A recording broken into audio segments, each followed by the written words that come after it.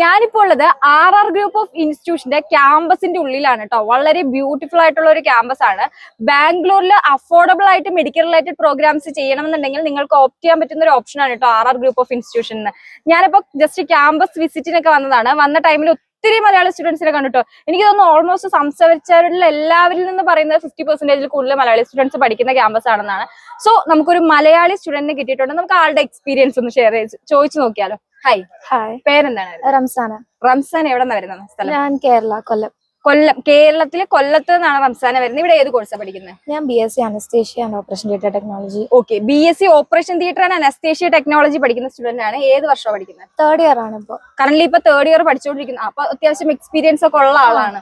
എങ്ങനെയുണ്ട് മൊത്തത്തിൽ ക്യാമ്പസിന്റെ ഇതൊക്കെ? എങ്ങനെയുണ്ട് ഫെസിലിറ്റീസ് ഒക്കെ? എങ്ങനെയുണ്ട്? ഫെസിലിറ്റീസ് ഓക്കെയാണ്. എഡ്യൂക്കേഷൻ ഒക്കെ എങ്ങനെയാ പ്രൊവൈഡ് ചെയ്യുന്നത്? നമ്മുടെ നാട്ടിലൊക്കെ വെച്ച് കമ്പയർ ചെയ്യുമ്പോൾ നല്ല എഡ്യൂക്കേഷൻ ആണോ കൊടുക്കുന്നത്? നല്ല എഡ്യൂക്കേഷൻ തന്നെയാണ്. ഫാക്കൽറ്റീസ് ഒക്കെ കംഫർട്ടബിൾ ആണ്. ഞാനിവിടെ 2-3 സ്റ്റുഡൻസിനോട് ചോദിച്ചിരുന്ന സമയത്ത് ഫാക്കൽറ്റീസും ഉണ്ടായിരുന്നു കേട്ടോ. നമുക്ക് സംസാരിക്കുമ്പോൾ തന്നെ മനസ്സിലാവും അത്യാവശ്യം നല്ല ഫ്രണ്ട്ലി ആയിട്ടാണ് അവർ സംസാരിക്കുന്നത്.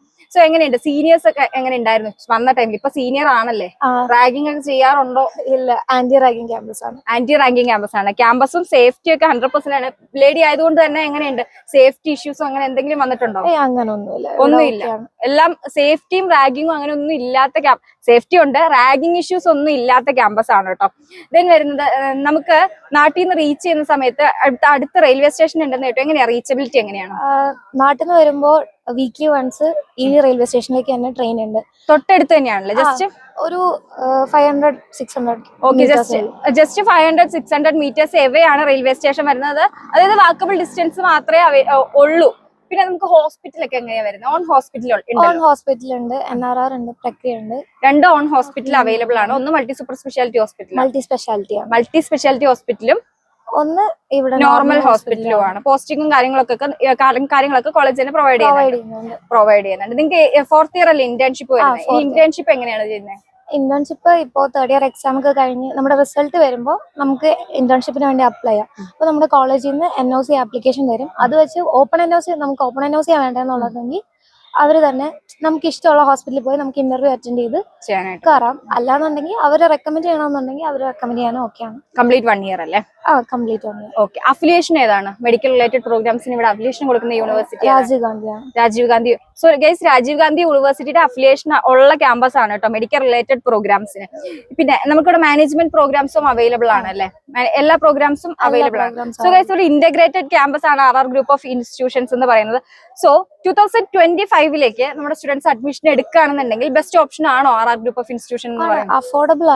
അഫോർഡബിൾ ആണ്. വേറെ ഇഷ്യൂസ് കാര്യങ്ങളൊന്നും ഇതുവരെ വന്നിട്ടില്ല.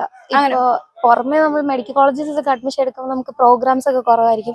പക്ഷെ ഇപ്പൊ ഞങ്ങൾക്ക് ഈ 1 മന്ത് ഫുൾ ഇവിടെ ഇവന്റും കാര്യങ്ങളൊക്കെയാണ് അതിന്റെ ഡിസ്കഷനിലുള്ളത്. സെയിം പാരലൽ ആയിട്ട് തന്നെ എഡ്യൂക്കേഷനും പോകുന്നുണ്ട്. പിന്നെ നിങ്ങൾക്ക് ഈവൻ എന്തെങ്കിലുമൊക്കെ ഡൗട്ട് വരികയാണെന്നുണ്ടെങ്കിൽ എങ്ങനെയാ ഫാക്കൽറ്റീസ് നമുക്ക് എത്ര വേണമെങ്കിലും അവർ ക്ലാസ് എടുത്ത് പറഞ്ഞു തരാൻ ഓക്കെയാണ്. പിന്നെ ഒരു കാര്യം കൂടെ, ഈ ഹോസ്റ്റൽ എങ്ങനെയാണ്? ഹോസ്റ്റൽ ഫെസിലിറ്റി എങ്ങനെയാണ്? ഇൻസൈഡ് ക്യാമ്പസ് ഹോസ്റ്റൽ ഫെസിലിറ്റി ഉണ്ടോ? ഇൻസൈഡ് ഹോസ്റ്റലും ഉണ്ട്, പുറത്ത് ഹോസ്റ്റലും ഉണ്ട്.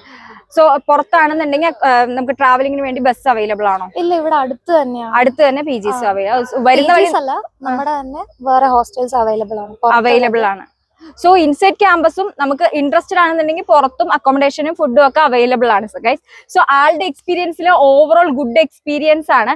സോ 2025 അഡ്മിഷൻ എടുക്കാൻ ആഗ്രഹിക്കുന്ന സ്റ്റുഡൻസിന് ഇപ്പോൾ തന്നെ സ്ക്രീനിൽ കാണുന്ന നമ്പറിലേക്ക് കോൺടാക്ട് ചെയ്യാവുന്നതാണ്. So thank you.